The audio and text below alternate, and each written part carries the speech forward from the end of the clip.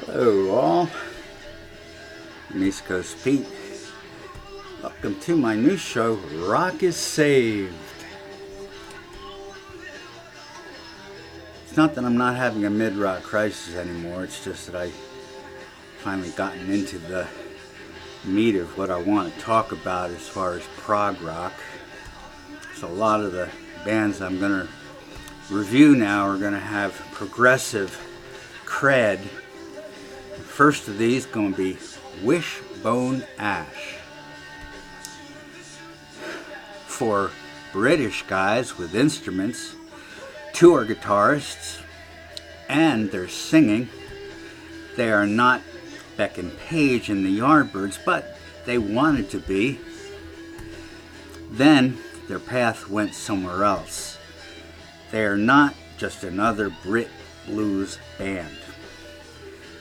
Formed in Torquay, Devon in 1969 on the shore of the English Channel, on the Western Front, so to speak, they were originally called the Empty Vessels, who were once the touring Torinos until they changed the name to Tanglewood, which was formed by Martin Turner on bass and vocals, and then Steve Upton on drums in '66. Then when Andy Powell and Ted Turner and later Lawrence Weisenfield joined, they became Wishbone Ash. Today, Andy Powell is the only original member left. When Martin Turner and Steve Upton placed an ad for a guitarist, they got two. And they were pretty much equal in ability, so they kept both. The band became a dueling guitars kind of thing. Guitars were harmonic, kind of what became the central format of the band. Wishbone Ash were not the Brit answer to the Allman Brothers, because they were prog, but down to earth prog, like Good Time prog, White Pillar prog, or maybe just folkies with electric guitars. They were different. They didn't force the issue. They just played. Well, what did it mean? What does Wishbone Ash mean? I'll try and find out. The first two albums, Wishbone Ash and Pilgrimage, were wonderful, but the band's breakthrough was with their third album, Argus. It went to number 3 in the UK. Songs are one, Time Was. Really starts on a happy note. I've got to rearrange my life and my world, and then it slams into a Marcus Farner guitar solo from the middle 8, and then Lindsey Buckingham sneaks in on the second middle 8. Just, I'm not saying that those artists were actually on that album, it's just that it sounded like they were. These guys knew how to play different styles. 2, Sometime World. It's a very laid back and smooth, and it's so pleasant. It's like a March breeze, but then it rocks proggy like an April drenching. 3, Blowin' Free. Songs start slow and soft, and then the dual guitars take off, but not obnoxiously. Maybe to the ozone, but not to the stratosphere. Still down to earth. 4, The King Will Come. It's very spiritual, even biblical. Prophets. This is no Anglo-Saxon horde or Druid conclave. Must be before the Crusades, before Richard the Lionhearted. 5, Leaf and Stream.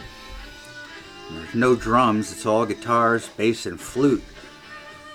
Like taking a sweet breath before a marathon. 6, Warrior. 100 years in the sunshine hasn't taught me all there is to know. make us stronger in our danger, knights of the Saxons climbing Hadrian's wall, to find it unguarded. 7, throw down the sword. No one won, let's go home. The theme seems to be historical, about a time of transition for England when Rome was in the process of getting their ashes kicked by the Visigoths, and the soldiers left on Hadrian's wall were sort of in limbo. There was mist, or maybe I'm completely wrong, and it's about a Shakespearean play about something like all that. You do know it's the past, though, and maybe a distant future without Piccadilly Circus or the Beatles or Pink Floyd or Norman Conquerors or whatever the hell. I'm in a funny mood today. It's good music to listen to when you are. It's like clean and easy listening prog. It's definitely not heavy metal. In 1970, Ash was opening for Deep Purple, and Ritchie Blackmore liked them and arranged a meeting with Decca, and they signed. In 1973, the Wishbone 4, they were headlining at arenas everywhere in a neighborhood near you. But this is back in 74. The band moved across the pond, the good old USA. The next album saw their moving to a softer, kinder rock. Continue the double guitars, but now with a keyboard. Can the 80s be far off? Not so much. The next album, New England, was a return to their traditional sound. They were just kidding about the soft rock thing. Another album, Front Page News, in 77 was a follow-up. And then in 78 they decided to return to their roots. But hadn't they already done that? No, not those roots. Deeper ones. No Smoke Without Fire was the result, followed by Just the Testing. Decca/MCA decided it was time to pressure Ash to a more commercial, read better sales, sounds, so it was decided to hire a lead vocalist, relegating Martin Turner to just bass playing. Turner was, "No way, Jose," and he left.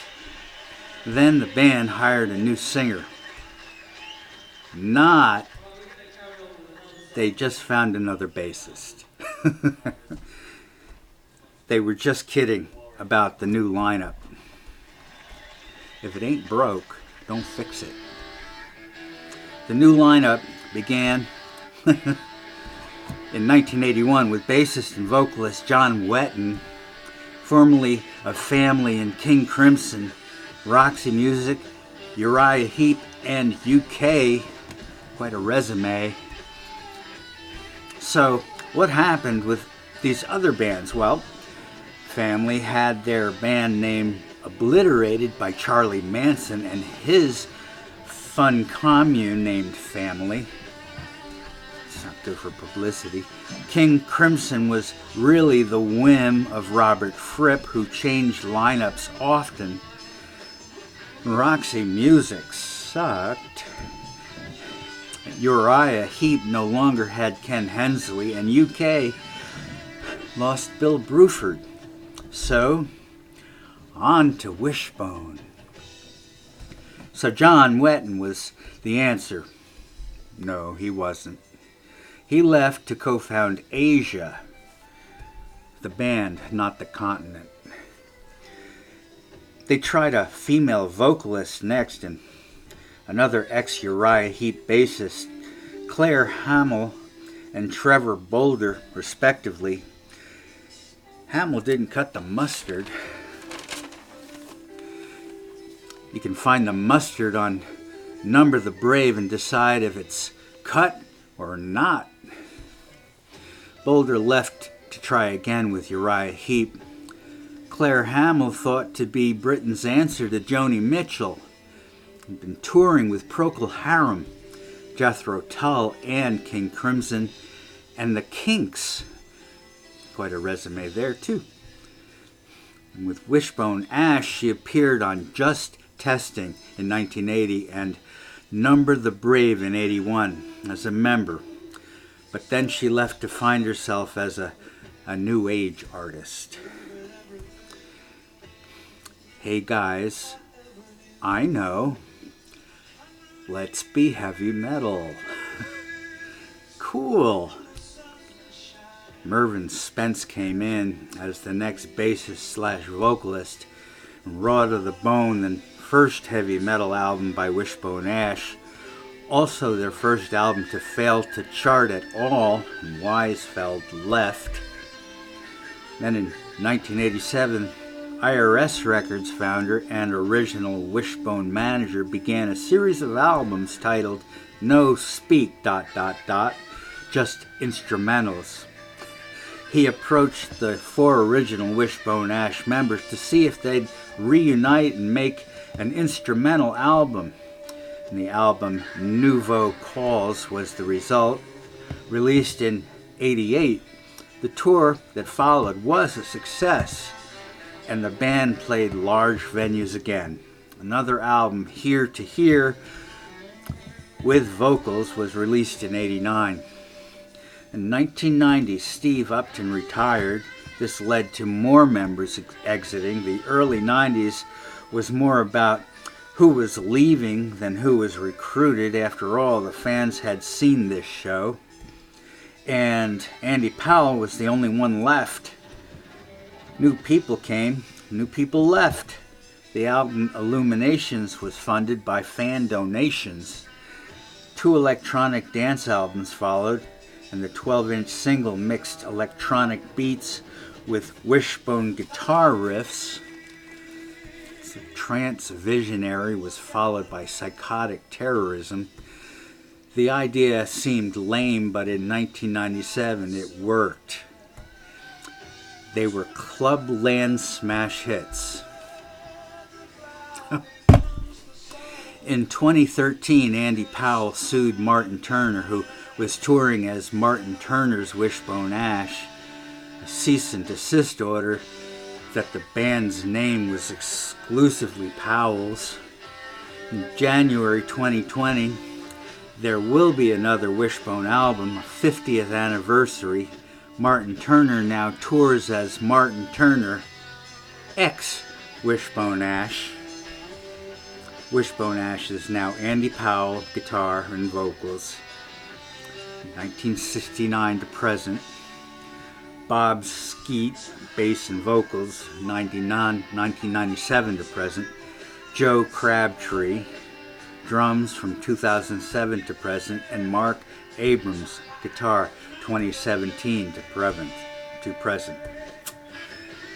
Discography: 70 Wishbone Ash, 71 Pilgrimage, 72 Argus, 73 Wishbone 4, 76 Locked In, 76 New England, 77 Front Page News, 78 No Smoke Without Fire, 80 Just Testing, 81 Number the Brave, 82 Twin Barrels Burning, 85 Raw to the Bone, 87 Nouveau Calls, 89 Here to Here, 91 Strange Affair, 96 Illuminations, 97 Trance Visionary, 98 Psychic Terrorism, 99 Bare Bones, this is an unplugged effort, and 02 Bonafide, 06 Clandestiny,